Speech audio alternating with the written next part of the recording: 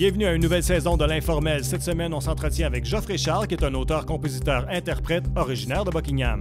Il s'est fait connaître du public à l'émission Un air de famille en 2013, puis à la saison 2020 de La Voix. En février dernier, il a dévoilé la première chanson de son premier album, The Beginning. Geoffrey, bienvenue à l'émission. Bonjour, bonjour, merci. Merci de prendre du temps pour nous autres. Je sais que tu es dans le jus de ce temps-ci, déménagement, tout ça. Exactement. En fait, je déménage demain. Tantôt, v'là un an, je faisais des boîtes, puis après ça, je m'en vais faire des boîtes tout de suite après. Okay, je déménage demain. Fini, Non, j'ai pas fini. Quasiment, mais... J'apprécie doublement que tu aies pris du temps pour nous autres. Merci à toi pour l'invitation. J'ai vu passer, évidemment, ta dernière tune que tu as faite, puis c'est drôle parce que quand j'ai vu passer ça, ma réaction, ça a été... J'ai vu première chanson, première composition, avec un premier album qui s'en vient. J'ai dit, voyons, Geoffrey, depuis le temps qu'on entend parler, je dis, il a fait une tune, ça se peut pas, c'est pas sa première, mais oui, c'est ta première. Oui, The Beginning, c'est ma première chanson. Puis non seulement une de mes dernières aussi écrites. Parce que ça fait, tu sais, j'ai commencé à écrire en 2019, 2018. Mm-hmm. Puis il y a bien des tunes qui sont en processus d'enregistrement qui vont se retrouver justement sur l'album. Okay. Mais on a pareil décidé que la première chanson qui était pour sortir était... Tu sais, c'est dans mes 3 dernières tunes que j'ai écrites, là, puis on l'a enregistré, puis ça a été fait super rapidement. On était comme, OK, c'est elle. On l'a sorti. Ouais. Que d'avoir passé autant de temps à écrire, puis que finalement, c'est la dernière que tu as faite qui a fait le temps chez celle-là. Ouais. On trouvait que c'était quand même concept. C'est une tune qui parle d'un changement d'un début de vie, mais d'un au revoir en même temps, d'un chapitre de vie, tu sais. Fait que c'était comme un peu le concept, puis on était comme, ah ben là, on peut pas passer à côté de ça, tu sais. Ben ouais. Puis là, ben, j'en ai sorti une lundi. Ouais. Qui est aussi... On est le 22, là, précisé, ça a sorti le 18, je pense, au moment de l'enregistrement. 18 mars? Non, mais c'est-à-dire que celle que tu parles de... Mary Mary. Mary Mary, ça, elle est sortie le 18, elle est sortie il y a une couple de jours. Le 19 février, ouais. C'est ça. Puis on est exactement. Le 22 au moment de l'enregistrement. C'est pour ça que je précise, parce que quand ça va être diffusé, on sera pas. Ça sera pas. Ben c'est sorti le 18 février. Ouais. V'là un an. Ouais, c'est ça. Pour ceux qui écoutent la reprise dans un an. Ouais, c'est ça, sorti v'là un an.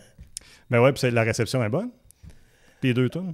Oui, vraiment. Je suis super content. Les gens étaient super gentils. C'était quand même très stressant parce qu'effectivement, les gens attendaient ça. Ça fait très longtemps que je parle de sortir des chansons, que je fais des spectacles, mais que j'ai pareil pas de chansons de sortie, j'ai pas d'album, j'ai pas rien.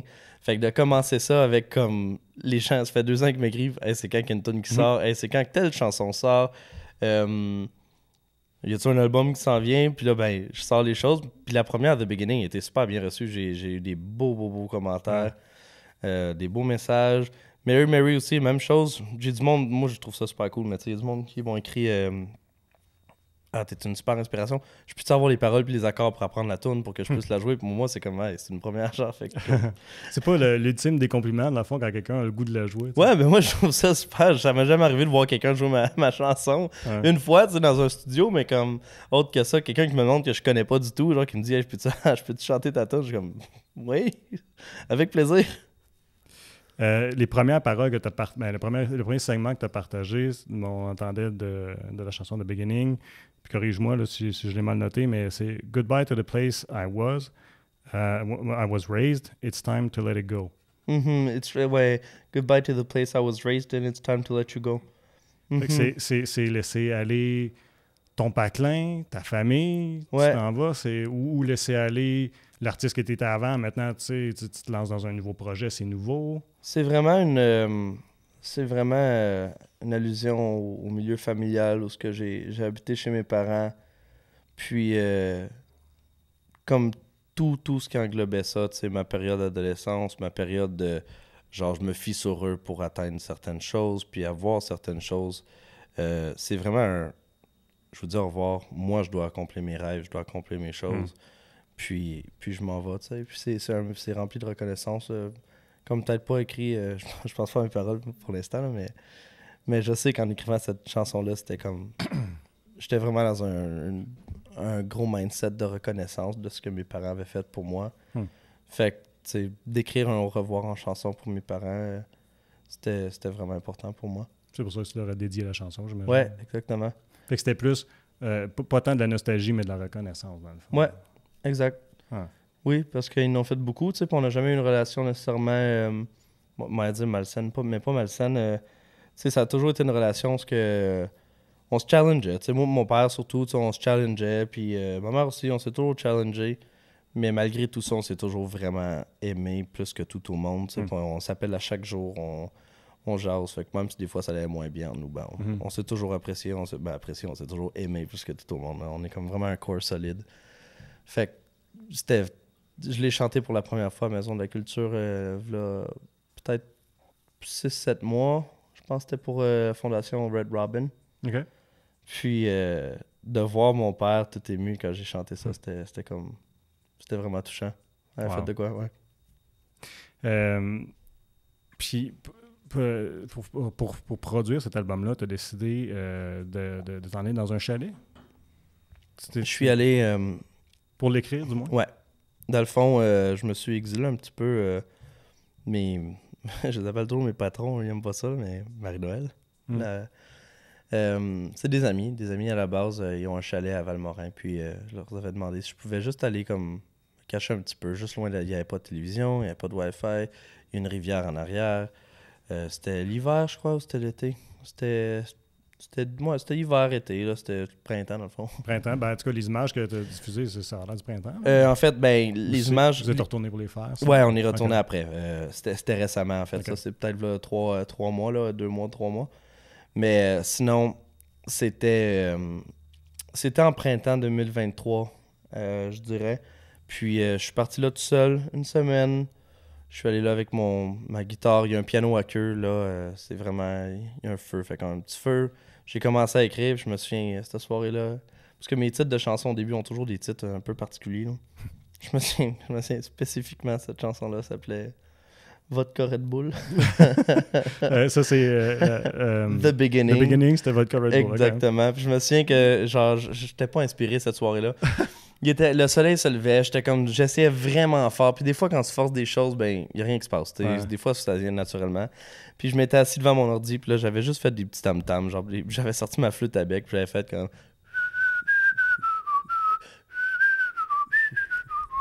qui est l'intro, dans le fond de la chanson. Puis j'avais vraiment resté accroché à ça, puis je l'avais envoyé justement à... Comment, regarde, j'ai rien fait ce soir, mais j'ai écrit une toune à la flûte.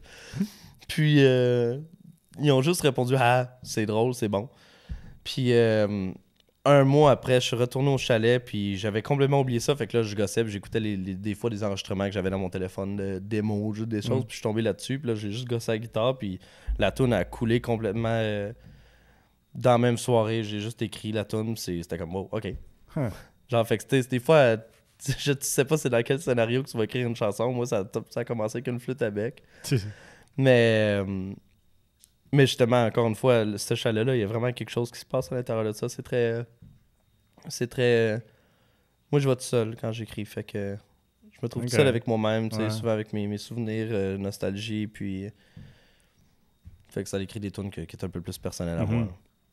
Mais est-ce que c'était le même flow pour chaque pièce de ton album, que ça a-tu sorti comme ça, par magie un peu? Non. Il y en a d'autres justement qu'il a fallu que tu forces, puis c'était un struggle de sortir. Des fois, il faut que tu bûches sur un projet, il faut que tu bûches sur une chanson pour réussir à donner ce que tu veux. Là. Ouais, je pense aux tunes que sur l'album, justement. Il y en a qui ont commencé à être écrites en 2019-2020 puis qui ont été finies en 2023-2024. Puis tu sais, je vois, mes chansons ont été dans quasiment un incubateur, dans le fond, où ils ont évolué, tu sais, à côté de moi à travers les années que j'ai continué à chanter les chansons, puis des fois, ça se rajoutait, tu sais, ça se rajoutait. Puis un peu dans le même concept que The Beginning, tu sais, je pense que je suis rendu un temps que faut que j'arrête de les materner puis essayer de continuellement les changer parce que je pense que les chansons vont faire leur chemin par eux-mêmes. Fait que comme un moment donné, je dois m'arrêter puis je dois les lancer parce que je suis quelqu'un qui pourrait continuellement essayer de comme changer la chanson pour toujours me dire elle peut être meilleure, elle peut être meilleure, elle peut être meilleure. À un moment donné, c'est que ça finit pas. Fait que je me suis mis un stop puis je dis OK, parfait, ça va sortir, ça va sortir, ça va sortir. Il y en a d'autres de côté que je suis comme OK, non, je vais attendre encore un petit peu, mais il y a 9 chansons que je suis comme, eux, je vais les laisser aller. Puis il y en a, comme je dis, il y en a qui datent de 2019, il y en a qui datent de 2022, 2023, il y en a qui datent de 2024. Fait que c'est super large comme album dans ce que je me retrouvais dans ma vie. Puis il y en a que ça a coulé plus facilement, puis il y en a que ça a été très difficile à écrire. Spécial, pareil, le processus de création. Comme je sais pas si ça t'est arrivé, mais j'ai déjà vu des artistes dire que à force de trop, mettons, travailler sur une chanson, ils l'ont amené à quelque part, qu'ils se sont rendus compte que non, finalement, là, on aurait dû la laisser comme elle était au début, on a trop travaillé dessus. Ça allait arriver en studio.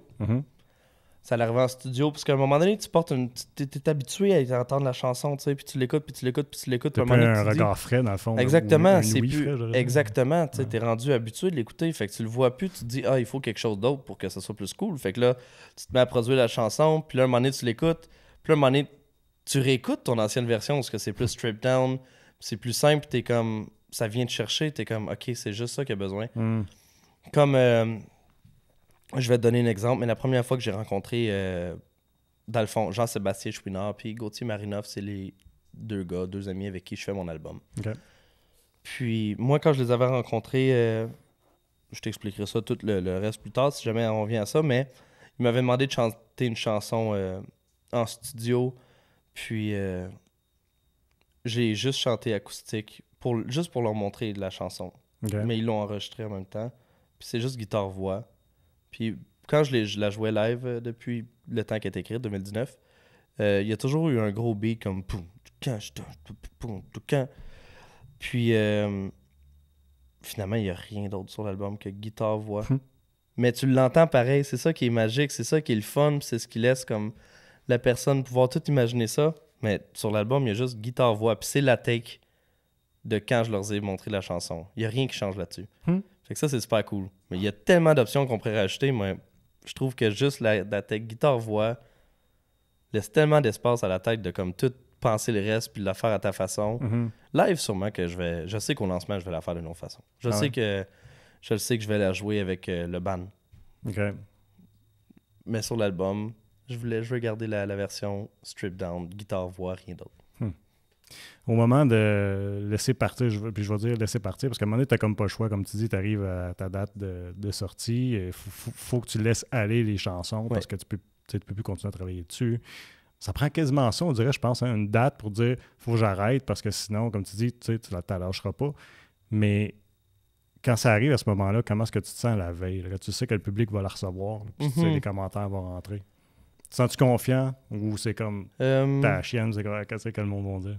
The beginning, j'ai eu la colle de chienne. Ah ouais? Ouais, excuse-moi de mon langage. Ah, c'est correct. J'ai vraiment eu la chienne. Je me paissais dans la maison. J'étais avec mon chum Justin, je marchais, je l'appelais, j'étais comme, man, je peux pas croire, je stresse tellement, what if ça marche pas, tout ça. Puis j'ai parlé à une autre amie, puis elle m'a dit, pour de vrai, là, pense-y pas.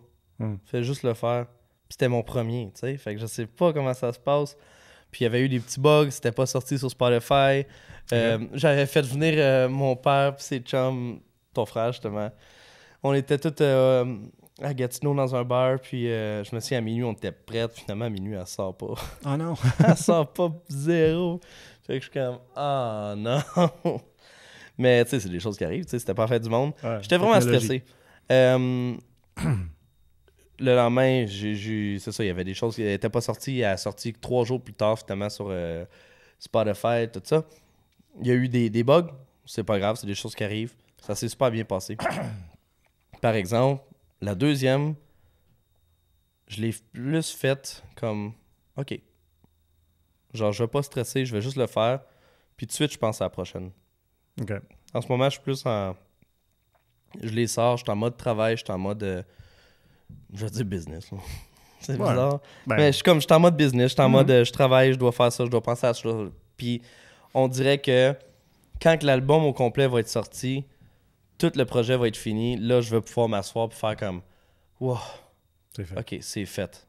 Parce qu'en ce moment, à chaque fois, comme tu sais, c'est beaucoup de tonnes depuis toutes ces années-là que ils traînent dans mon sac à dos. Tu sais, je les ai. Puis là, ben, à chaque fois que je sors une toune, ben, tout ça, ben ça C'est comme enlever une brique. Exactement. J'enlève une brique, puis ça laisse place à d'autres chansons aussi à écrire, puis que je vais pouvoir mettre ma tête. Mais pour l'instant, je sens vraiment que j'ai le sac à dos plein.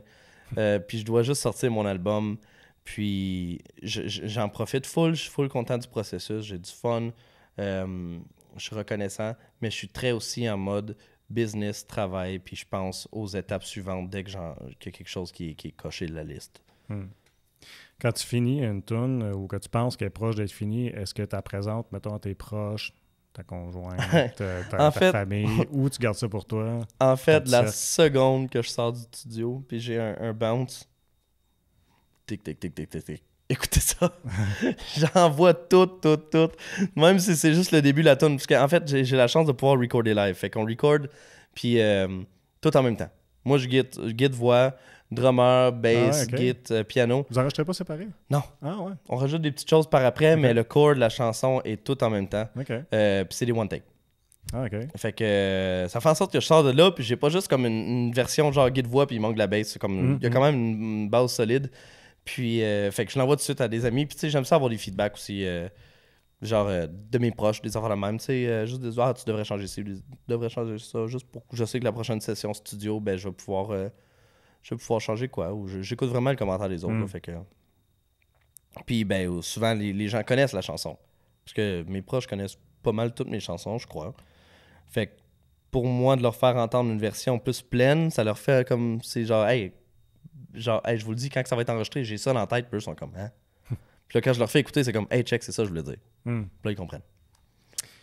Tu disais tantôt, tu puises dans ton expérience, les choses avec quoi tu es nostalgique. Quelqu'un a déjà dit, puis j'aimerais bien ça me souvenir qui avait dit ça, mais il disait que d'être créatif, c'est juste être capable d'entendre les idées passées. C'est-à-dire qu'il faut que ton antenne soit sortie pour que tu puisses capter l'énergie de création, puis les idées te viennent. Parce que dans le fond, on se dit, les idées, c'est où? Ça vient de où? C'est-tu de ta tête? C'est-tu ton passé? C'est-tu de ta créativité? Puis, je me demandais, toi, comment est-ce que tu voyais ça, avoir une idée? Est-ce que tu as l'impression des fois que c'est comme un peu, en guillemets, magique, il y a quelque chose qui est papé, tu sais aucune idée d'où ça vient? Moi, c'est vraiment, regarde, je sais d'où ça vient, c'est épuisé vraiment du fond de mes tripes, mettons. T'sais. Vraiment, le cerveau est fort. Le cerveau est très intelligent. Puis des fois, un peu comme quand t'arrives, puis tu chantes une chanson, puis tu te dis... Puis quelqu'un me dit « Hey, moi tout, j'ai la même tune dans la tête, genre. » Puis inconsciemment, vous l'aviez entendu comme 5 minutes avant, où ça jouait dans le centre commercial, puis le subconscient, il l'a entendu, tout ça. Je pense que d'écrire des chansons, c'est un peu le même principe où, justement, comme tu dis, tu dois avoir l'antenne sortie, puis tes yeux regardent toujours, tes yeux analysent toujours. Tu le sais jamais, c'est quand ton cerveau est en train d'accumuler de l'information, comme que quand j'ai écrit une tune qui s'appelle Epping, England, j'étais dans une station de train à Epping, en Angleterre, puis je regardais les gens alentour. Puis jamais je pensais écrire une chanson par rapport à ça, mais je me souviens les regarder, puis j'analysais, puis j'écoutais de la musique dans ma tête, puis je suis arrivé chez nous, puis je me suis mis à écrire une tune par rapport à des gens dans une station de train. Je pense que le cerveau assimile toujours l'information, puis c'est tout ce qui se passe alentour de toi. Fait que oui, des fois, ça arrive en vague, mais selon moi aussi, c'est des choses que tu vis, que tu t'en souviennes ou pas. Je sais pas si c'est clair, là, mais... ouais. Un peu un mélange de subconscient, ouais. ton vécu, mettons. Ouais, exactement. Tu sais, des fois, t'es super là, OK, je vais écrire une tune là-dessus, je suis super inspiré. Ou puis des fois, tu vas écrire, je vais écrire une tune, tu te dis, ouais, au coup non, ce que ça vient, puis là, tu fais un peu d'introspection pendant 2 secondes, t'es comme, OK, oui, c'est vrai, j'ai vécu ça aujourd'hui, tu sais. C'est ça qui est cool. Fait que, tu sais, des fois, c'est comme, tu te dis, c'est super magique, mais comme, quand tu prends le temps de juste, comme, analyser ce qui s'est passé, t'es comme, oh shit, ça fait du sens, tu sais. Je trouve ça toujours spécial, le processus de création, parce que des fois, tu te dis, waouh, c'est que j'ai pogné ça, cette idée-là, tu sais. C'est ça, un peu ça, là, dans le domaine de plus cinéma puis création vidéo, là, tu sais, des fois... j'ai fait une vidéo pour le band à mon frère, il y a une couple de mois, puis récemment, je l'ai réécouté parce que c'est drôle. Ben, c'est drôle, c'est pas drôle. Un autre band est arrivé, puis il a fait de quoi, un autre band local a fait de quoi qui ressemble, parce qu'on avait une photo, puis ça ressemblait, fait que j'ai revisité la vidéo, tu sais. Puis ça faisait longtemps que je n'avais pas regardé. Puis je suis comme. Des fois, tu te dis, c'est que j'ai sorti ça? D'où c'est que ça vient? C'est spécial. Fait que je trouve ça fascinant. Puis j'aime ça entendre d'autres personnes qui sont créatives arriver et dire comment est-ce qu'ils sortent leur. D'où ça sort, leurs idées. Ben, c'est le fun, mais je veux dire, il y a une tune, ma dernière tune que j'ai enregistrée en studio, je l'ai écoutée, puis on dirait que je l'écoutais à la troisième personne. Genre, la première fois que je l'ai entendu, je l'ai reçu. Okay. Puis, genre, je me suis retourné, puis j'étais comme. Voir que j'ai écrit ça, genre. J'étais super content. C'est cool, ça. Ouais, vraiment. C'était quasiment l'impression que c'est pas toi, puis tu apprécies ce que l'artiste a fait. C'était la première fois que ça m'arrivait vraiment comme intensément de genre. Wow, good job, man! J'étais super content, c'était vraiment un beau feeling, puis comme. J'étais juste plus dans la peau du gars qui l'a écrit, là. J'étais dans la peau d'un auditeur, puis c'était super un beau feeling. Ça montre que tu as réussi à prendre le recul nécessaire, je trouve, pour pouvoir l'avoir, parce que ça, c'est difficile, comme tu disais tantôt, tu es tellement dedans, là, tu bûches dessus depuis des années, puis comme de le voir de loin comme quelque chose de frais et nouveau, comme l'auditeur va le voir, là, c'est difficile en tabarouette comme créateur. Là. Ouais. Faut se détacher des fois aussi, justement, pour prendre note, puis écouter, parce que quand t'es vraiment... Quand t'es trop accroché à une chanson, des fois, c'est super bien. Ça, je veux dire, je ne détiens aucune vérité, mais moi, selon mon expérience, je sais que quand je suis trop attaché à une chanson de comment qu'elle est, puis que je suis trop, genre, je sais que je peux être stubborn par rapport à comment qu'elle va être faite.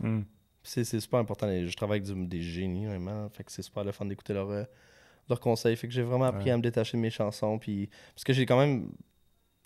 De 90% de mes chansons ont été écrites par moi-même. Musique, paroles. Fait que c'est important pour moi de... Ça a été important pour moi, excuse-moi, de faire mes tunes. Tu sais, j'étais comme, OK, c'est mes tunes, c'est mes bébés, je vais en prendre soin. Mais tu sais, t'arrives en studio puis tu travailles avec Frank Lafontaine de Carquois, tu travailles avec Robbie Coster, que je joue avec Pat Watson, Morgan Moore, des musiciens légendaires. Fait que comme...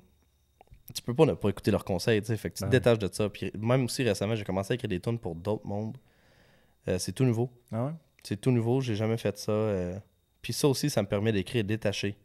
D'une certaine façon. Je suis super attaché à la chanson, une autre perspective. Je l'écris en me disant, ça pourrait toucher le chanteur. Ça pourrait...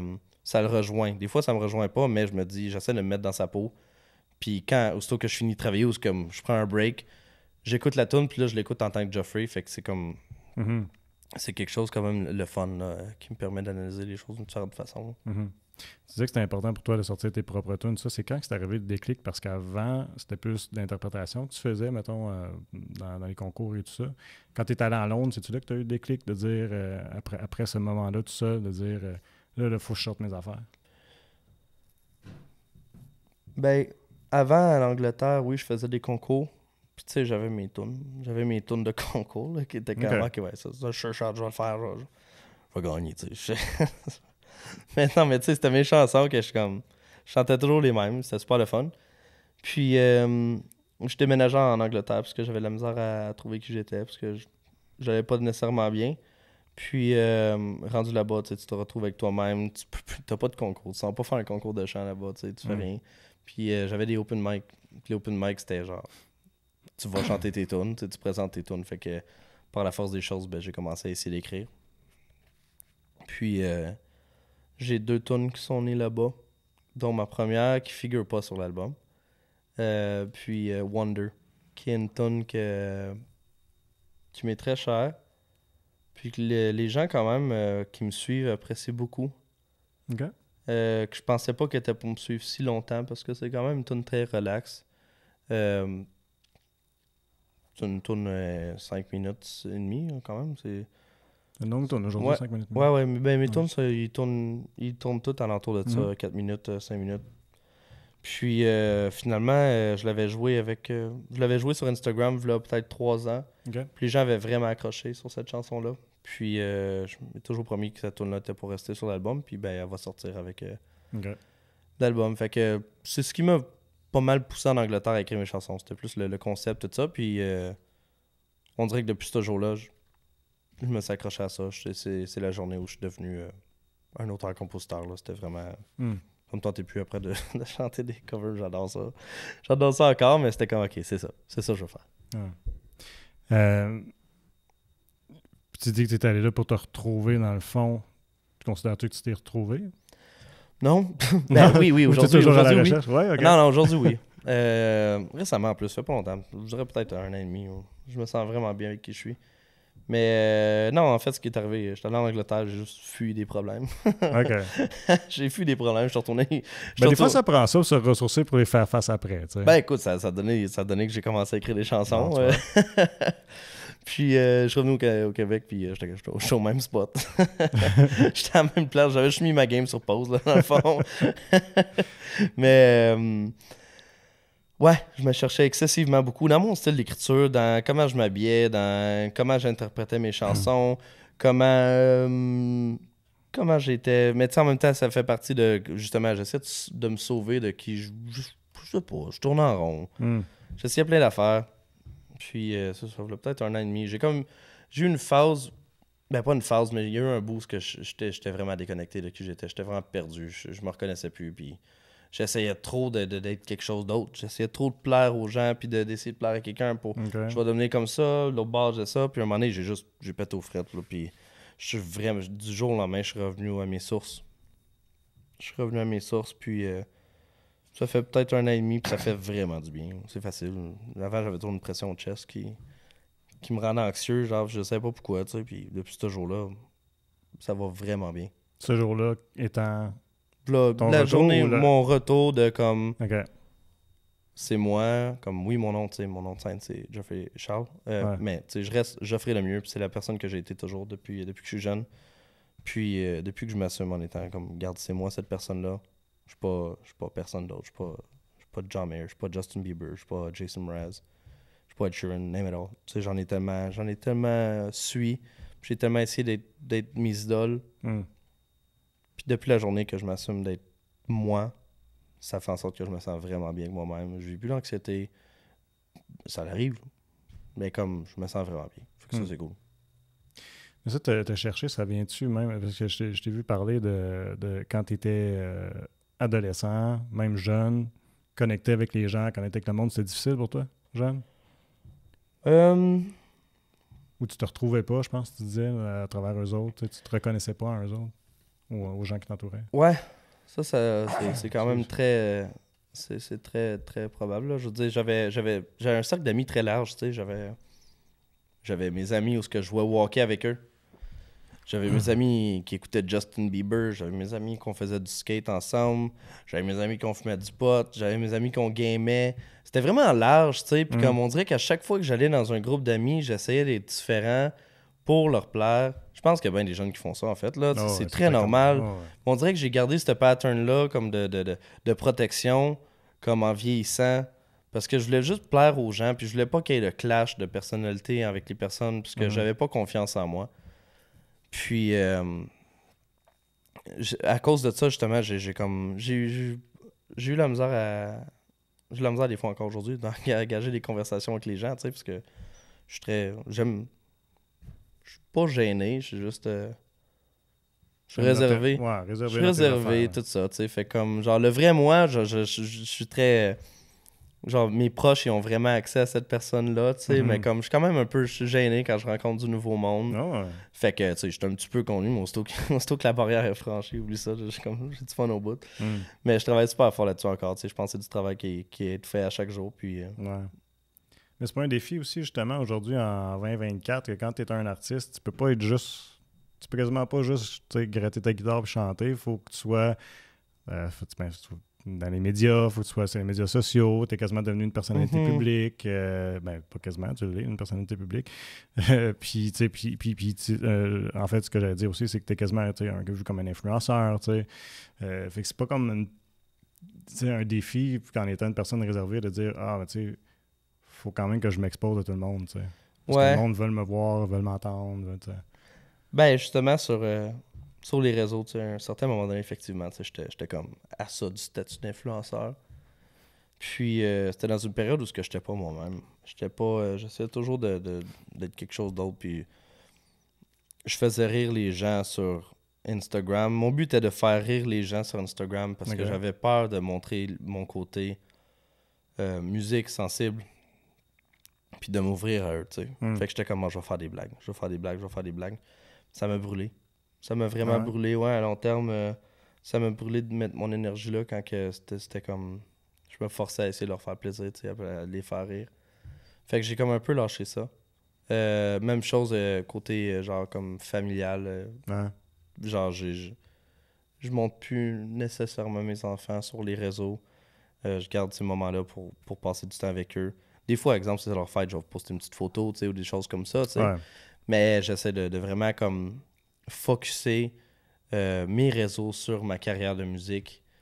Puis je leur donne accès à ma vie en général aussi, tout ça, mais comme le moins possible aller comme ce qui est plus loin que mon bras là, dans ma vie. Là, tu sais. Comme, c'est arrivé à maintes reprises d'arriver dans les centres commerciaux puis que quelqu'un voit ma fille puis « Ah, non, Maya! » puis la prend dans ses bras. Genre, ouais. Ça, j'ai trouvé ça. Des gens que tu connais pas en plus? Non, exactement. Ouais. Puis ça m'a comme un peu stressé. Ça, c'est weird. Ça. Oui, c'est vraiment bizarre. Parce que les gens qui te suivent, eux autres, ils ont comme l'impression qu'ils te connaissent. C'est ça qui arrive. Puis toi, tu les connais pas, là.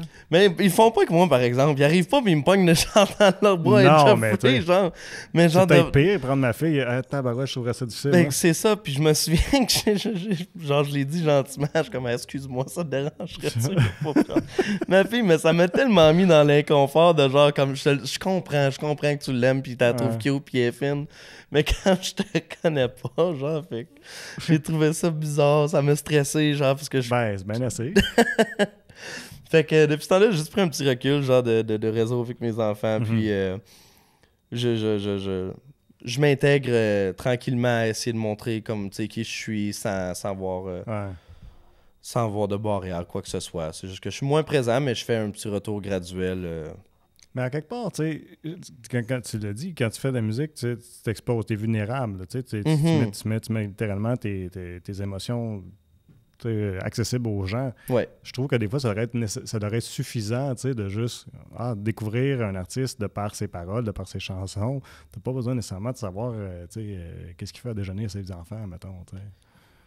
Ouais, ben c'est con, tu sais, ce que je veux dire. C'est... Ben, tu sais, quand j'étais jeune, j'idolisais. OK. J'idolisais mes artistes, puis je voulais faire comme eux, tu sais. Mm-hmm. Puis si ces personnes-là m'offraient pas le contenu de leur vie entière,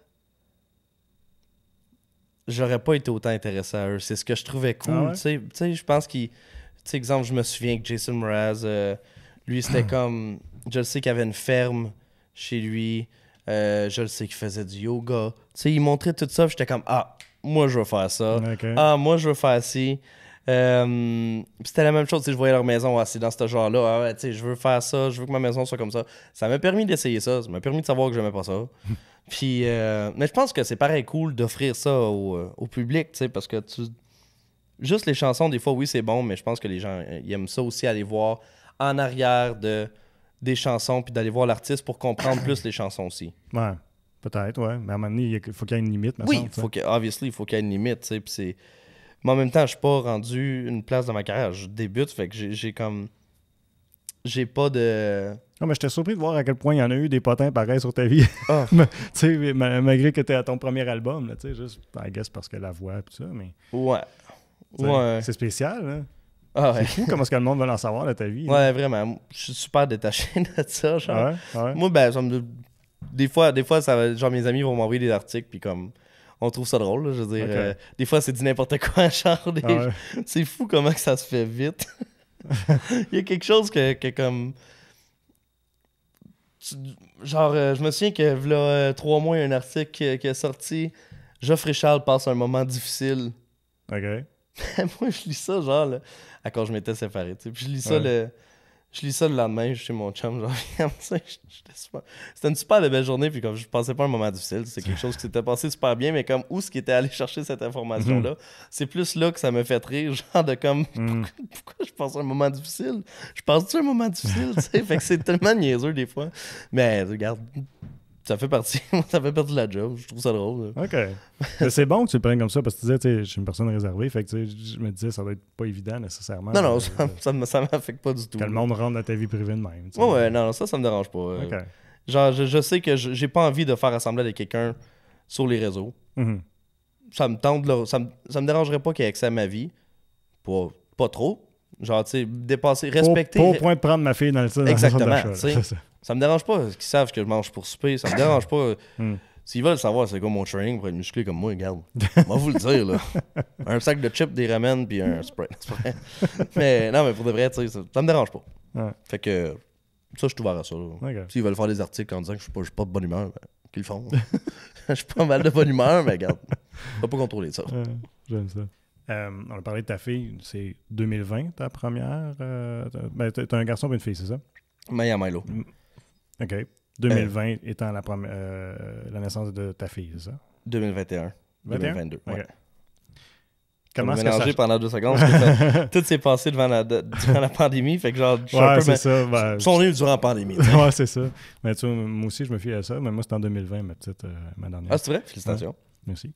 Fait qu'elle a 2-3 ans. 3 ans? Elle a 3 ans, Milo a 2 ans, ouais. OK. Mais d'avoir des enfants, j'imagine que ça change non seulement la personne, mais ça change aussi l'artiste dans ta façon dans ton vécu que tu vas apporter dans tes chansons. Oui. Ouais. Ça fait maturer. Genre beaucoup. T'as pas le choix. Je suis vraiment fatigué.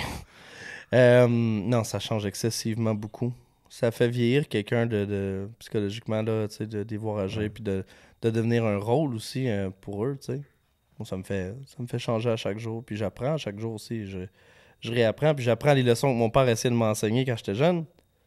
Qui me disait, tu vas voir un jour, tu vas comprendre. Là, je les comprends, tu sais, ça a pris 27 ans, mais là, je les comprends en esti. C'est clair. Puis ça change aussi, comme, tu sais, tout ce qui est côté musique, carrière, c'est sûr ça change.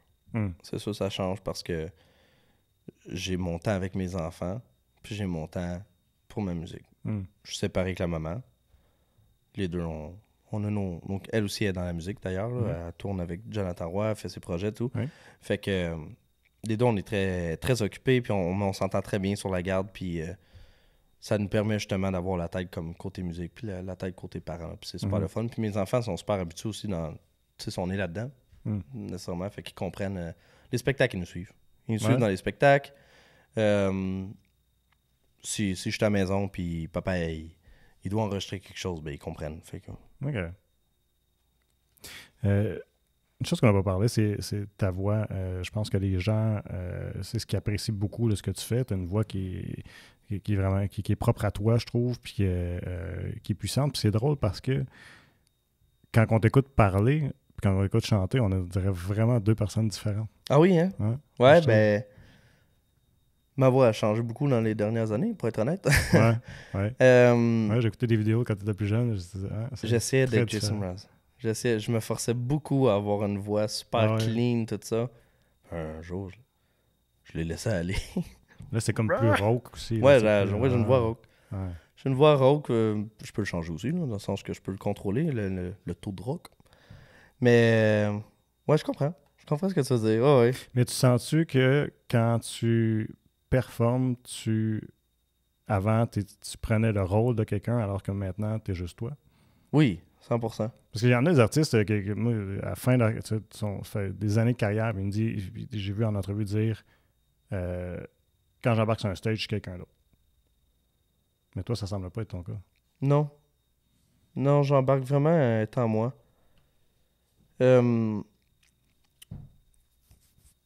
permet d'enjoyer mes shows aussi. OK. Je trouve... je connais beaucoup de monde qui justement ont des personnages de scène. Puis on dirait qu'aussitôt qu'ils sortent de scène, c'est plus... wow! Genre, tu sais, on dirait qu'il y a un bout qui a skippé, puis là, ils sortent, puis c'est comme, oh mon Dieu, c'est tellement passé vite. C'est super cool, tu sais. Je veux dire, il y a du monde, ils embarquent sur scène, c'est des machines. Personnellement, je connais mes forces, je connais mes faiblesses. Je suis pas une bête de scène. Je suis pas quelqu'un qui va courir à droite puis à gauche puis donner des high five à tout le monde, puis genre mon meilleur chum Justin, tu sais, lui c'est full intense, genre c'est une bête de scène, tu le regardes, t'es comme tabarnache qui est nice. Je suis pas de même dans la vie. Je suis quand même très relax, puis sur scène je suis très relax aussi, puis je suis très moi-même, je suis très à nu honnêtement, comme personne sur scène. Je jase avec le public, c'est pas mal, je sais pas. J'ai pas de personnage, ça je le sais. Là. Puis maintenant, avant, j'en avais un. Ça paraissait dans mes routines d'avant-show, je vais me faire un petit smoothie vert, je vais faire de la respiration. Mais non, genre, c'est pas moi aujourd'hui, là.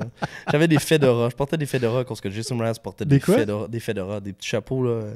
Genre ronds, là, comme des petits chapeaux de cowboy, là. Ok, ouais. Maintenant, je porte plus ça. Je suis super reconnaissant d'avoir passé par travers ça. Ça m'a pris 7 ans pour dire, ouais, finalement, j'aime pas ça. Ok. Mais regarde, je l'ai fait. Puis aujourd'hui, ça, j'enjoy vraiment être sur scène. Puis ça comme...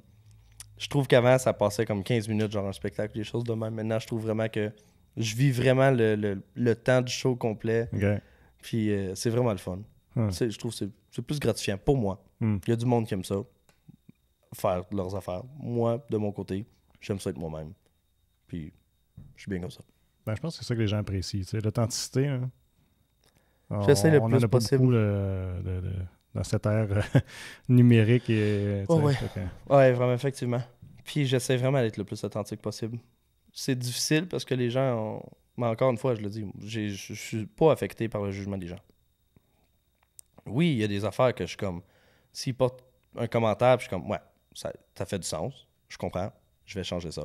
Je vais le respecter. Mais souvent, il y a du monde qui porte des jugements très crus ou des affaires de même, puis comme... Puis qui c'est pas fondé. Ça me passe comme... Je vais le lire, je vais analyser. Fait-tu du sens? Oui. OK, je vais le changer. Fait-tu du sens? Non. Ah, regarde. Merci. Merci pour le commentaire. Mais c'était un peu ton attitude aussi quand tu as fait la voix. Là, tu disais que... Parce que la première fois que tu es passé à la voix, tu n'as pas été retenu. Non. Puis tu l'as pas si mal pris que ça, de ce que j'ai pu voir. Ah ouais, la première fois, j'avais... La première fois? Ah ouais, vraiment beaucoup. Parce que je t'ai vu dire que dans les concours, c'était comme, des fois j'en gagne, des fois j'en perds, puis c'est correct. T'sais. Ouais, 100%. Mais non... la première fois à la voix, c'était rough? Ouais, la première fois à la voix, c'était rough. Mais justement, c'était l'aspect compétitif. J'ai toujours été j'étais un joueur de hockey quand j'étais jeune. Là. Je capotais là-dessus. Puis comme je voulais gagner, j'adore gagner.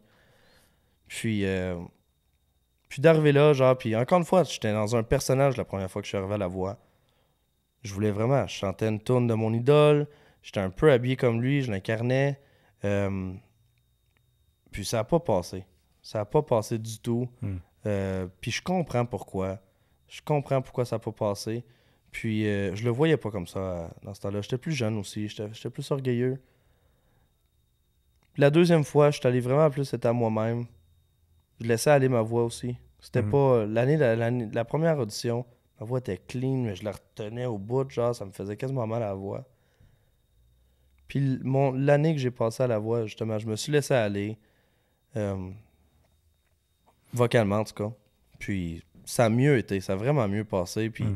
Mais la première année, j'avais pris un coup, là. Ça m'avait fait mal. Surtout que mon meilleur ami le faisait. OK. Mon meilleur ami le faisait. On a fait des auditions back-à-back, un après l'autre. Ah ouais? Lui a passé, moi j'ai pas passé, fait que ça l'avait vraiment fait mal. Puis qu'est-ce que tu as retenu de cette expérience-là, autant la fois que tu n'as pas été... Ben, en 2019, là, c'est 2019, je pense, la première audition, je me trompe pas. 2018. Donc, la première fois que tu as passé puis tu n'as pas été retenu, puis après ça, l'expérience que tu as eue de te rendre en quart de finale, je pense, c'était? Ouais. Donc, tu es rendu en quart de finale. De tout ça, là, j'imagine que ça a dû contribuer à shaper qui tu es aujourd'hui. Ben oui, 100%. Oui, parce que je suis allé dans des extrémités. Là. Je suis vraiment été dans des extrémités de personnalité pour essayer de me trouver. Puis, j'ai exploré plusieurs facettes, là. Vraiment excessivement beaucoup de facettes, puis j'ai trouvé où ce que j'étais bien, puis c'était pas dans la grosse pièce plein de choix, je devais juste reculer puis voir ce que j'étais avant. Ce que j'ai le plus appris, je te dirais, de la voix, c'est vraiment pratiquer. OK. Pratiquer. Parce que étant plus jeune, je crois que j'étais... Il y avait un côté de moi qui était un peu cocky, je vais le dire de même. Je me fiais sur mon talent, je me fiais sur mon charisme de jeune, de petit jeune cheveux frisés. Cute, là, super fin, j'étais super cool, ça. Mais je me fiais là-dessus pour passer, je me fiais là-dessus pour avancer. Puis t'arrives dans un milieu où tout le monde a ça. Et tout ce qui ressort du lot, c'est les personnes qui travaillent fort. Je crois que durant la voix, je n'ai pas travaillé assez fort. Je me suis beaucoup assis sur ça en attente. Puis c'est la journée que la voix est terminée que j'ai commencé à comme, OK, je dois vraiment me pratiquer, puis me pratiquer et me pratiquer si je veux réussir là-dedans, parce que il y a tellement de monde talentueux, puis il y a tellement de monde qui ont soif puis faim de réussir. Puis je pense, tu sais, je me considère excessivement chanceux d'être né avec un talent, tu sais. Mais tu dois en prendre soin, tu sais. Ça peut pas être juste quelque chose que... Je suis pas talentueux au point où je pourrais juste faire comme gars. Ah ouais. C'est fait, je vais faire ça de ma vie, je dois bûcher. Mais Puis ça, tous les grands ont fait ce constat-là. T'écoutes une entrevue de n'importe qui, là, ils vont te dire ça. Que juste le talent, ça fonctionne pas. À un moment donné, il a fallu que je réalise, que je me donne un coup de pied dans le cul, puis je mette vraiment du temps sérieux. Ouais. Tu sais, ils ont raison. Ils ont raison, je le sais. Je trouve que je l'ai réalisé quand même assez tard. Tu sais, j'ai 27 ans dans 2 semaines. Ouais, t'es encore jeune, là. Oui, c'est encore jeune. C'est encore jeune, mais encore une fois, je t'ai parlé tantôt de... Tu sais, nos parents, ils me disent toujours, regarde, un jour tu vas le savoir. Puis mon père, il me le disait quand j'avais 15-16 ans, quand je commençais à faire de la musique. Travaille, Joe. Tu vas voir. Ça passe vite le temps, puis un jour tu vas arriver, puis tu vas pas regretter. Tabarnak, il avait raison aussi, mais je l'ai compris à 27. Tu fais une bonne impression de ton père. Ah, il parle de même. Geoffrey, hey fils, hey gars. Mais j'aurais dû commencer à 15 ans, ça me fait chier. Mais là, en même temps, je peux pas m'en vouloir d'avoir commencé parce qu'on a tous nos parcours. Ouais, c'est ça. Si j'avais fait ça plus tôt, je pense pas que j'aurais été aussi la personne que je suis aujourd'hui. Puis je suis vraiment bien dans qui je suis. Fait que c'est vraiment un parcours que je suis reconnaissant. Je suis super content de tout ça. Maintenant, j'ai 26, 27 dans 2 semaines. Ouvre là 2 semaines, ouvre là 1 mois. Dépendamment, c'est quand vous écoutez c'est ça. l'émission. Mais quoi je disais? Ton père, ton âge, que ça faisait partie de... Oui, c'est ça. Je suis content aujourd'hui, regarde. Là, je m'y mets. Je travaille depuis 1 an, acharnément 2 ans, là, puis je suis vraiment... Le résultat sort vraiment bientôt, puis je suis super content. Puis aussitôt que ça sort, je recommence encore. La musique, c'est arrivé comment dans ta vie? Regarde, par étapes, là. En 4e année, je voyais des gens sortir de la classe. J'allais à l'école Massé, à Limbourg, à Gatineau. Puis je voyais des gens sortir de la classe. Puis j'étais comme, ils vont où? Merci. Ils allaient dans l'harmonie. OK. C'est ça l'école. Moi, tout, je voulais manquer un cours, tu sais. Fait que l'année d'après, mes parents m'ont inscrit dans l'harmonie. Je voulais jouer du drum. Je pouvais pas jouer du drum. Je voulais jouer du sax. J'avais pas de sax. Finalement, j'ai commencé à jouer de la clarinette. OK. J'ai adoré jouer de la clarinette. C'est pas l'instrument le plus rock and roll au monde. C'est full beau. Aujourd'hui, j'adore la clarinette. J'ai pas aimé ça quand j'étais jeune parce que je voulais jouer du drum. Je voulais être cool.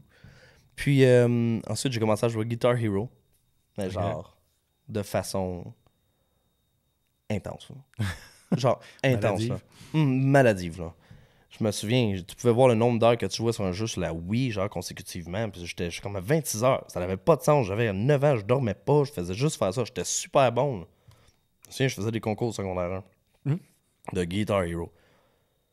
Mais tabarnache que je perdais du temps à faire ça. Puis un jour, mon père il avait écouté Alice Cooper, Tout le monde en parle, je crois. Puis il avait dit c'est parce que les gens ils perdent leur temps à essayer d'apprendre à apprendre la guitare sur Guitar Hero. Ils pourraient apprendre une vraie guitare. Mon père, il m'a fait un cadeau. Il m'a acheté ma première guitare électrique. OK. Fait que j'ai commencé là. J'ai commencé à jouer du métal. Fait que j'ai eu ma grosse phase métalleux. Puis après, il était tanné. Fait qu'il m'a donné une guitare acoustique. Fait que j'avais peut-être 14-15 ans. Fait que j'ai embarqué là-dedans. Ensuite, j'ai découvert Jason Mraz. On est allé 1 an de famille avec mes parents en 2012. T'as quel âge à ce temps-là? J'avais 15 ans. 15 ans? C'est drôle parce qu'hier, j'ai rencontré quelqu'un, il me dit « Hey, tu me reconnais-tu? » Comme non. Il me dit « Ah oui, come on, regarde-moi, là, j'ai changé, là, j'ai grandi, tout ça. » Je suis comme « Hey, je m'excuse, man, je te reconnais pas, tu sais. » On a fait une émission ensemble, je pense que c'était notre première fois. Je suis comme « Ah, t'étais-tu 1 an de famille? » Il me dit « Oui. » Il me dit « Oui, mon nom c'est Philippe Le Boutier, tout ça. » Puis là, je suis comme « Ah oui, tu sais. » J'ai été franc, je dis oui. Non, regarde, je m'en souviens plus. J'ai dit super franc, mais je me souviens qu'il était genre long, grand de même. Il était 2 têtes de plus que moi. Puis il me dit, ouais, je me souviens, ben tu sais, oui, je me souviens d'un an de famille. Il me dit ça. Je me souviens d'un an de famille, t'avais environ 25 ans. Ah, OK. Je me retourne, je suis comme. Personne. Tu penses que j'ai quel âge? Ouais, c'est ça. Tu penses que C'est j'ai un mauvais quel jugement âge? pour l'âge, toi. Genre, je comprends que t'étais jeune puis que tu penses que j'avais de l'air vieux, mais là, tu me vois en pleine face puis tu t'es en train de me dire que j'ai 40 ans, là. Je sais que je suis fatigué, je sais que j'ai 2 kids, là, mais comme... Tabarnak. C'est la barbe. C'est la barbe. Ah, c'était vraiment drôle, ça. Fait que oui, on a fait un an de famille. J'avais 15 ans, Philippe. Et non, 25 ans, Philippe. Puis c'est vraiment là que, tu sais, j'ai vu l'arrière-décor, j'ai rencontré du monde spécial, j'ai vu des vrais bands jouer de la musique, puis j'étais comme, ah, c'est ça que je veux faire de ma vie, tu sais. C'était vraiment cool, c'était une belle expérience. Puis de vivre ça avec mes parents aussi, ça a vraiment solidifié quelque chose qu'on n'a pas eu nécessairement la chance de refaire par après. Fait que je trouve que le souvenir de moi et mes parents qui chantons ensemble à l'émission On a de famille, c'est encore plus fort parce que c'est pas quelque chose qui s'est fait pendant des années. Mhm. Ça a été un moment comme condensé où ce qu'on était vraiment proche à faire de la musique ensemble, puis je trouve que ça vaut plus que ne. Je retournerais dans le temps pour juste refaire ce moment-là. On me propose, gars, vous chantez au comme Centre Bell demain les trois ensemble, ou tu reviens quand t'avais 15 ans puis tu fais ça avec tes parents. Je voudrais faire ça encore une fois dans ma vie. J'ai tellement aimé ça. Là. Ah ouais. C'était vraiment le fun. Encore une fois, quand j'étais jeune, c'était pas cool de chanter avec ses parents. Genre, tu vieillis un moment donné, puis tu te dis, ah, c'est que c'est des beaux souvenirs. Ah. C'était vraiment cool. Fait que la musique, ça part de ça. Après, j'étais allé au cégep en musique à Lionel Groux. Lionel Groux, hein. Ouais. Puis j'ai pas terminé. Après 2 ans, je suis déménagé en Angleterre où j'ai commencé à Ok. écrire en 2018. Ok, fait que t'as pas gradué, Non, j'ai pas gradué. mais quand même, les apprentissages que t'as faits, j'imagine, te servent. Sais-tu quoi? Vraiment une bonne école. Ouais. Vraiment un très bon collège. Des profs merveilleux. Le fun que tu as la chance de côtoyer après quand tu as fini. Tu sais, tu vois tes profs, puis après, tu les vois dans des bandes que tu es comme, ah, si, je jouais dans cette bande-là. Tu sais. C'est le fun. Vraiment le fun, école. Bien fait. Les profs sont cool. Les cours sont le fun. Je n'ai pas écouté une scène. J'ai rien écouté. J'avais pas la tête à ça. J'avais pas la maturité d'être assis dans une classe encore. Puis, Ah ouais. fait que encore une fois, j'ai perdu mon talent. Ouais. Je me suis fait des bons amis qu'aujourd'hui, c'est encore mes musiciens. Ben, je veux dire, au minimum, peut-être ça, au niveau social, tu sais, parce que là, t'es un peu dans du monde que tu te reconnais, là, tu sais. Ouais. Contrairement à avant. Je prenais des notes dans tous mes cours. Ok. Je prenais des notes. Mais tu sais, genre, prendre des notes de genre, tu regardes le tableau, tu fais juste copier, genre. Ouais. Puis pendant la pandémie, j'avais rien à faire. Fait que j'ai tout ressorti mes notes de cégep. OK. Et c'est là que j'ai tout appris. Ouais. 3 ans plus tard. Ah ouais. J'ai passé à travers mes cours, puis je m'inscrivais, j'allais sur Internet, puis je suivais genre, comme des cours. J'avais pris des cours avec des professeurs, genre que j'achetais des cours. OK. Fait que, encore une fois, j'aurais dû écouter. Ouais, mais des fois, on n'est juste pas prêt. Non, j'étais pas prête, Pas j'étais rendu vraiment là, pas t'sais. prête. J'étais pas là dans ma tête, j'étais Ah pas ouais. là. Mais en même temps, je regarde les musiciens avec qui que je joue aujourd'hui, qu'eux, ils ont écouté depuis tabarnak qu'ils sont bons. Puis, mais honnêtement, à refaire ça, j'aurais voulu y aller en guitare et non en chant. OK, t'es allé en chant. Ouais. là, OK. Je pense que théoriquement, j'aurais plus appris qu'en chant. Puis c'est mon opinion. Dans le fond, Ouais, c'est pas à cause des profs. Au contraire, les professeurs étaient super bons. Hmm.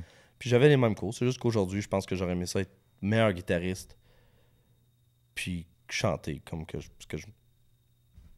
tant qu'à rien avoir écouté, j'aurais voulu meilleur guitare. Ouais. C'est ça. C'était qui tes Guitar Hero Metal là, de l'adolescence? Oh my God. Je suis curieux. À la base, j'étais un grand fan d'Angus Young puis James Hetfield. OK. Gros fan de James. Ouais. J'ai toujours trouvé que c'était une machine rythmique Ouais. à chanter en même temps. Genre, j'aimais full Metallica, j'aimais pas Kirk. J'aimais James. Je le trouvais Ouais. nice. Ensuite, j'ai plus switché dans le... J'ai plus switché dans le metal, genre... J'écoutais Suicide Silence. Ça, je connais pas. The Spice Icon, qui est un groupe de Montréal. C'est du gros Ok. metal, genre vraiment. Oh, ouais. Le même raw. Ouais. C'est ce que j'aimais. Sinon, après, j'étais un méga fan de John Mayer. Ah ouais. Encore à ce jour. Gros fan de John, Stevie Ray Vaughan. Des joueurs acoustiques. Jason Mraz, c'est un excellent joueur acoustique. L'année passée, j'ai découvert à quel point Patrick Normand, c'est un génie de la guitare acoustique. Ouais. Je l'ai écouté dans un génie de la guitare. Là. Je l'ai vu dans une pratique pour un show. Puis les 3 guitaristes, on était assis un à côté de l'autre. Là, puis on le regardait jouer. Puis on était comme, hey, c'était un workshop, ce gars-là. Mhm. T'apprenais tout dans... Ben, t'apprenais pas. T'écoutais ça, pis t'étais comme, wow, comment qu'il fait? Il est vraiment, vraiment, vraiment, vraiment, vraiment, vraiment bon. Fait que c'est ça, toi, c'est qui tes Guitar Hero? Ben, moi, ça aurait été probablement, je pense, Slash. Ah ouais, hein? Il est castique, il look, hein? Ouais. Il est vraiment bon, mais il look. Moi, j'ai accroché à Guns N' Roses quand ils ont sorti November Rain. C'était ma tune. Quand j'écoutais une tune que j'écoutais à dos à répétition, là, c'était ça. Le fameux solo de Slash devant l'église. Ouais, vraiment. C'était mon moment de guitare. C'est vraiment un bon band. Mais je suis plus drummer. Je joue un peu de drum, là, vraiment amateur, mais après ça a été plus le drum. Fait que... Ok, puis tes drummers préférés? Comment? Ton drummer préféré, c'est qui? Je sais pas. J'oublie son nom, là, le gars de Rush. Ouais. Neil Peart. Ouais. Merci Sylvain. Ouais. Écœurant. Ouais. Il est décédé en genre 2015, hein, je pense. Ouais, je pense, hein. Ouais. Ça, Sylvain, il est décédé en 2015, tu sais? Tu dois savoir ça. Plus récent que ça? Ah, pour vrai, 22 qui dit. Là. 2022? Ouais, ça se peut. Dans ma tête, ça fait super longtemps. Ça fait plus longtemps, mais... Ouais, je sais pas si tu peux googler pour le conduire, pour dire pas n'importe quoi, mais... Ouais. Mais moi, lui, le regarder faire... Ah, puis le drummer de Michael Jackson. Oui! Comment est-ce qu'il s'appelle? Il y a un nom, il y a un surnom, là, quelque chose foot. Là, Oui. Je l'ai vu récemment, justement, dans un... Son vidéo sur Dromeo. Ouais, Dromeo, exactement. Ouais. Tabarouette. Ah non, je sais, il est malade. Le pied, il est malade. Lui, vraiment, avec ses cymbales partout. Là. Ouais. Il look, man, il est fucking bon. Ouais, j'aime ça, le regarder. C'est tellement le fun de Dromeo, j'écoute tellement de vidéos là-dessus. Ouais, là. moi aussi, j'aime bien ça. J'ai regardé, t'as-tu vu récemment celui de... Comment tu dis? Chancellor, ça se peut? Mais il y a un surnom, là, quelque chose comme Magic Foot ou Light Foot. J'ai l'air niaiseux à dire n'importe quoi, là, mais c'est quelque chose comme ça. Là. Puis, non, il était carré. Non, vas-y. Je peux pas ne pas savoir. Non, tu veux savoir, rendu là. Hein. Puis, c'est quoi le dernier que j'ai écouté sur Dromeo? C'est Red Hot Chili Peppers. 2020 qui est Chili Peppers? OK. Ouais, celui de... Il habitait à Hamilton? Sugarfoot, c'est ça. Sugarfoot. Jonathan Sugarfoot m'a fait. Ouais. Ah non, c'est comme d'un pied, il joue comme s'il y avait un double drum, un double pedal. Là, nice. Non, il était carré. Il est vraiment. Puis tu sais, souvent on est plus facilement attiré comme vers le rock, je trouve, pour regarder un drummer aller, là, mais ça m'a fait réaliser à quel point. On l'entend parce que tu sais, il est moins dans le mix d'une tune pop, des fois il est moins présent le drum, que si tu écoutes du Metallica maintenant. Fait que tu t'en rends moins compte. Puis là, quand tu écoutes la vidéo justement de Dromeo, t'es comme OK, Smooth Criminal, ça y va en tabarouette. Ouais, plus vraiment, que tu pensais, vraiment. Ça groove, là. Ouais, fait que c'est ça. Fait que le reste de l'album, on attend ça quand? Le 29 mars. 29 mars. C'est une chanson qui sort le 15 mars. OK. Juste avant. Fait qu'on va en avoir trois extraits dans le fond de l'album. Exactement. Le 29 mars, l'album, juste confirmé. Vas-y. C'est mon genre, parce que j'ai un lancement qui va être le 3 avril. OK. Mais je me souviens quand j'ai su la date, j'avais fait un groupe avec mes musiciens, j'étais comme, hey, on se voit le lancement le 4 avril, puis écrivent tout. 3 petits points. C'est pas le 3. Oui. Fait que tu vas être certain de ton 29. Ouais, juste être certain que c'est le 29, là. Pas facile, là. Pow. 29 mars. 29 mars. 29 mars, puis le lancement le 3 avril au Lion d'Or à Montréal. OK. Puis combien de pistes qu'on va retrouver sur l'album? Faut que j'y compte. Il y en a...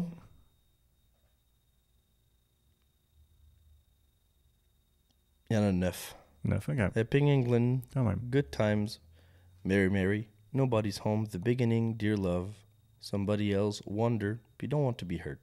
T'avais-tu le droit de tout donner les titres déjà? Bah oui. Ouais. Mais étonne. Je sais pas. Mais étonne. Ils vont sortir cette semaine, anyways. Ils vont... cette semaine, donc... Les chansons vont... Genre, je vais annoncer le tracklist. OK, excuse, le tracklist, tu vas sortir. Okay. Soit demain ou... Non, okay, pas toutes les tunes. Je vais sortir le tracklist. OK, je te suis. Je pense que je vais faire ça demain. Ou en fin de semaine, je sais pas. C'est bon, ça. Mais tu t'ennuies-tu du temps qu'on avait les albums physiques, par exemple? Ah ouais, t'aurais-tu aimé ça sortir de quoi de physique? Ben oui, 100%. J'étais tellement un fan... Je me souviens, moi, d'aller au H&M, pas H&M, HMV. Ouais. Ça n'existe plus, ça, c'est pas... Non. J'allais tellement acheter des albums là-bas. Là. J'avais J'avais 2 affaires en cuir dans mon char avec des albums. C'était tellement le fun. C'est là, on dirait les gens apprécient plus les albums. Ça me fait... Genre, des fois, ma règle dans l'auto, là, à moins que je t'aime vraiment beaucoup, là, je choisis la musique. OK.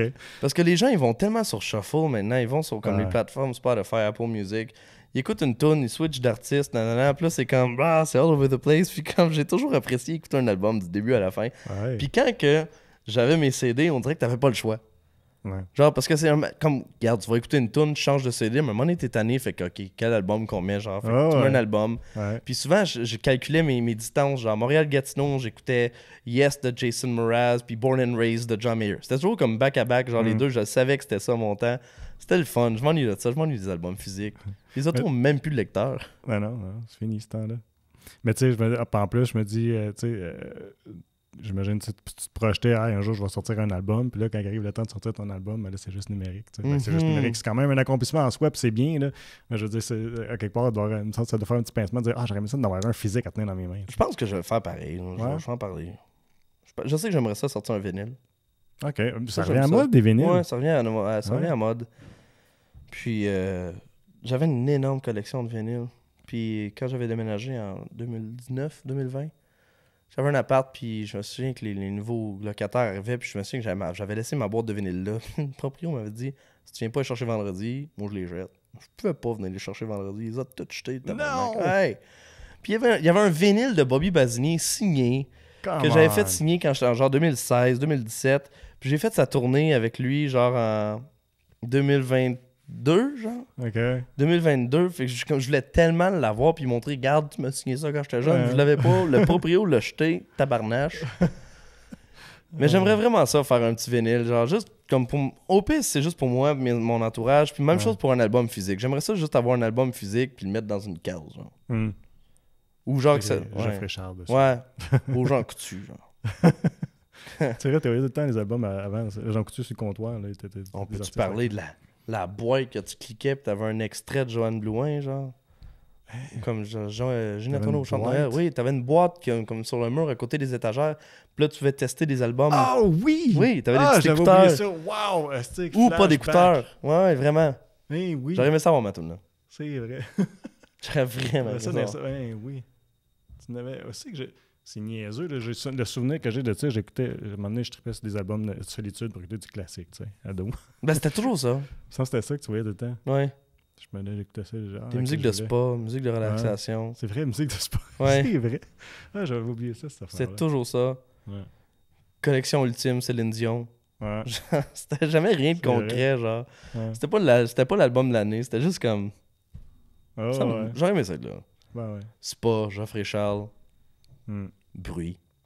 En tout cas, si tu sors un album physique, je te l'achèterai, moi. C'est vraiment gentil. Merci d'être passé, ça me fait un grand plaisir. Hey, merci beaucoup, merci de m'avoir invité. Vraiment, j'apprécie ça. Un beau studio. Je suis bien. Merci pour l'eau, merci pour les questions. C'est vraiment, vraiment, vraiment sympathique. Puis, au plaisir.